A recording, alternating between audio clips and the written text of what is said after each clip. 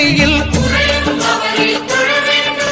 சூரியன் முதலாய் 9 கிரகமும் பலவித குணங்களை கொண்டிருக்கும் எங்கள் கற்பக தருவில் அவை வரும்போது ஒன்றாய் சேர்ந்து பலனளிக்கும்.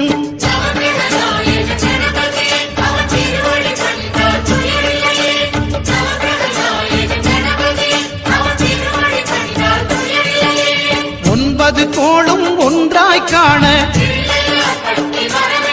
அங்கு கற்பகம் என்னும் கடவுளின் மெய்யில்